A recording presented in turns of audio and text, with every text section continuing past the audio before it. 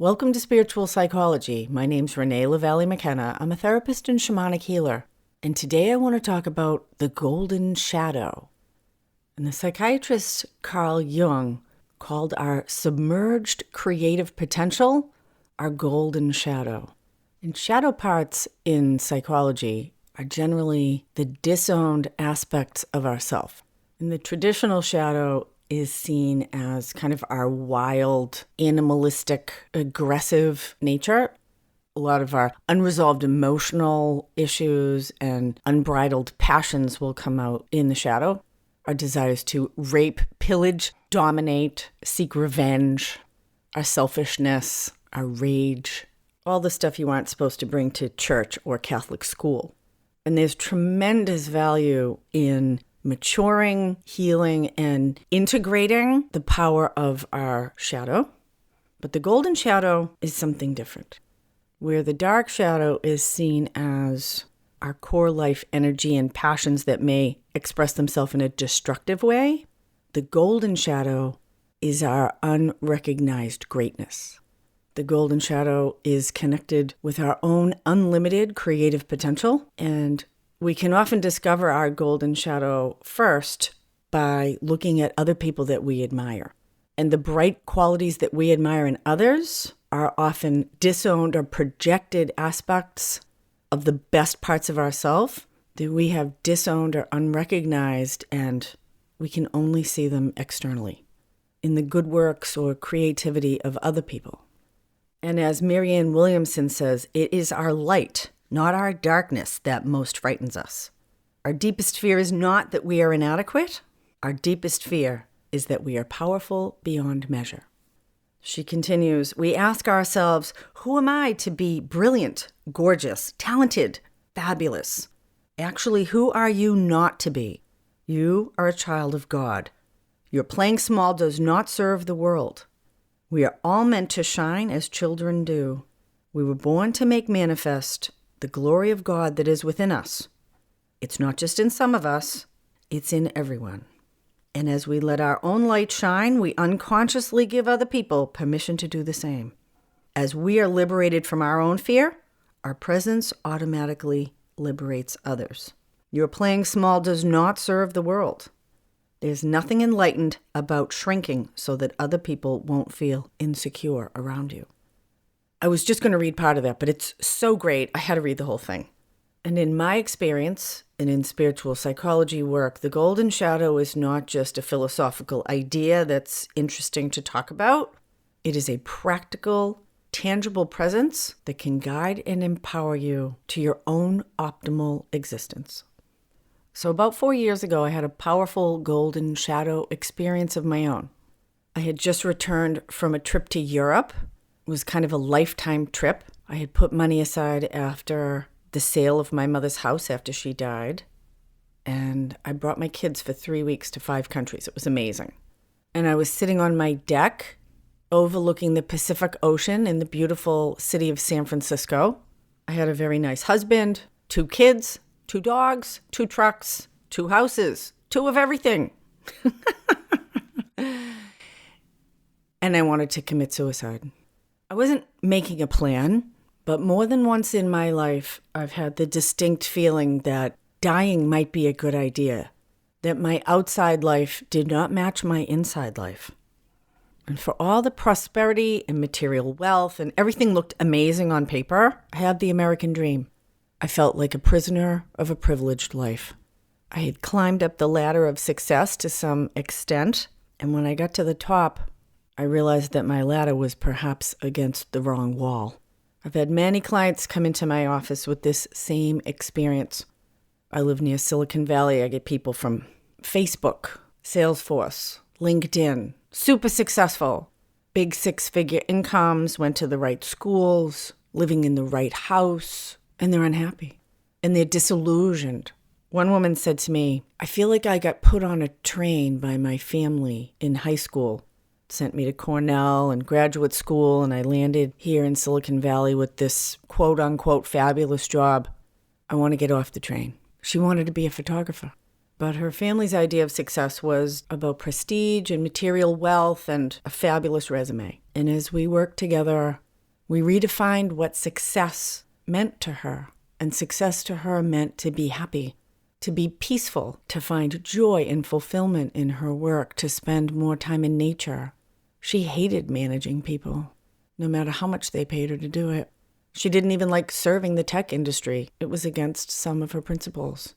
And so she determined that success for her was to follow her own golden shadow, the creative, earthy tomboy that her well-meaning parents encouraged her to suppress because of their own narrow view of success. Part of the reason I love being a therapist is because every therapy session is an opportunity for me to grow as I sit in the presence of some of the most brave and brilliant people I've ever met. And my clients frequently teach me. And so as I sat in the sun on my deck that day, wanting to die, I did what I usually do when I feel fucked up. And I called my best friend and I said, dude, I just got back from Europe and I want to die. What is that about? And she's been with me for a long time. She's incredibly wise and intuitive and she knows me really well. And she said, I have no idea, but you might want to pay attention to that. And I hung up the phone, not feeling much better, you can imagine. And I had this really powerful experience. I had the visceral feeling of this presence stepping in front of me slightly to my left. And I kind of dropped into my body to see intuitively what was going on. And it was this older part of myself, probably about 85. And she was kind of pissed. And she had her hands on her hips and she said, girl, I was just over 50 at the time. She said, girl, you have a choice. You're kind of at a crossroads. And everything looks real good on the outside and everybody's real stable. The kids are doing well. The husband's being very successful. Family's all happy, doing a lot of community work. And you can live that safe path, but you'll probably die about 72 like both your parents did, and you won't be terribly happy. Everybody else might be happy, but you won't be happy. And you can even justify that with some martyr shit, but I'm the one you gotta please. At the end of your life, I'm the one who's gonna give you a thumbs up or a thumbs down. And if you wanna please me, if you wanna live your optimal life, then you gotta do the scary thing. You gotta take the risk to really be all of who you are in the world and see what happens.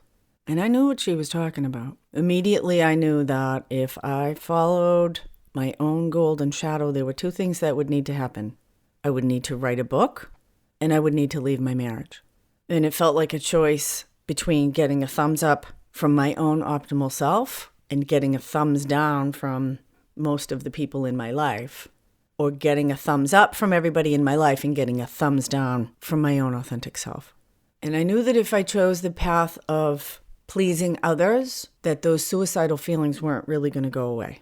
Because on a soul level, I was giving myself a death message. That my own needs weren't important and that I wasn't actually doing everything I was capable of doing in this lifetime.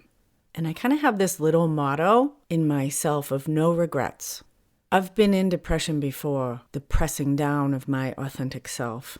And for me, it doesn't go away until I let that authentic self out. Now, it's come out in some pretty funky and destructive ways in my life. But at this age and stage, I wanted it to come out as consciously and constructively as possible. So I knew, although it felt like a terrible choice at the time, I really didn't have a choice. That I needed to take the proverbial road less traveled.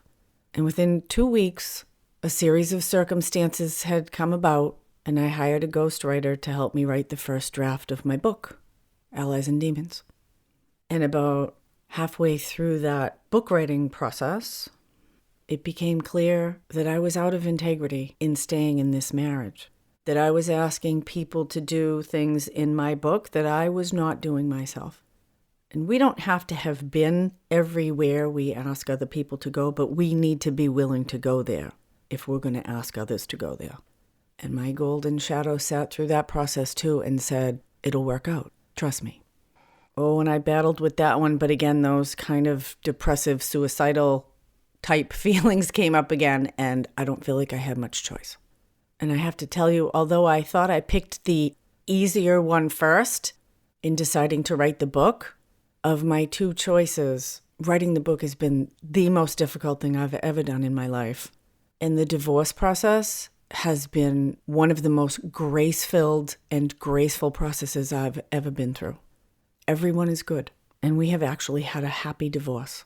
We're nothing but kind and respectful to each other, and I have these amazing open relationships with my kids, who seem to be doing well. Everyone ends up in therapy, so...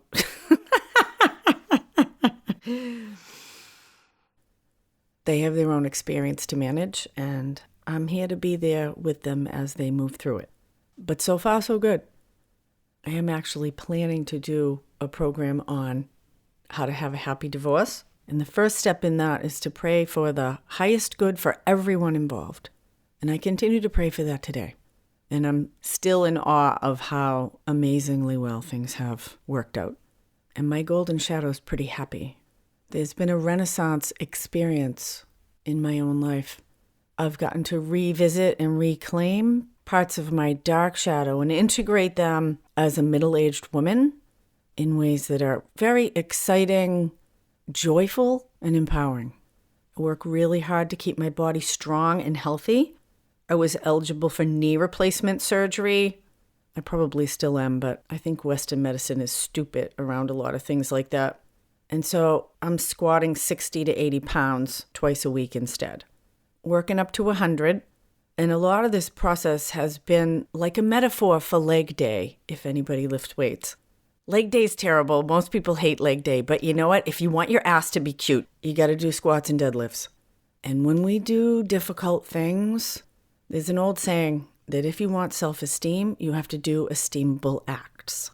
And doing the hard or the scary thing, when it's in service of our own authentic self, of our own golden shadow, builds tremendous strength, resilience, and trust in the universe. I've had to learn all this ridiculous stuff, all these tech tools, how to record. Oh my God. And I've needed so much help. And the universe has come to meet me with so many brilliant, talented, amazing people. So much help. So many deep and enriching relationships I have now. And I still have that deck overlooking the ocean. In fact, I'm going to start to Airbnb out that space and do private retreats, hopefully in 2021. If anybody's interested in coming to San Francisco for 2 to 5 days to do a private retreat, my house, shoot me an email. The room's actually already set up. So the golden shadow is a guide, a teacher, a compass that has already lived your best path and knows how to get there. Working with the golden shadow is like beginning with the end in mind. If we determine a goal, we can work backwards in how we got there and know what the steps are forward to take. We could say the golden shadow works with multiple realities theory and the infinite possibilities of how our life could go depending on all the tiny choices we make. And we can pick our own golden shadow, and it doesn't have to be at the end of your life. It could be 1 year, 5 years, 20 years ahead. For many people, it arises spontaneously just when we offer this possibility because our own highest good resides within us and is supported by the universe. And our active imagination, conceptualizing the golden shadow, is a really powerful way to work with it. My own golden shadow remains a constant companion and advisor, sometimes a taskmaster, often a cheerleader. And she's not done with me yet. We have a lot of awesome things to experience and create and receive before we're done in this lifetime.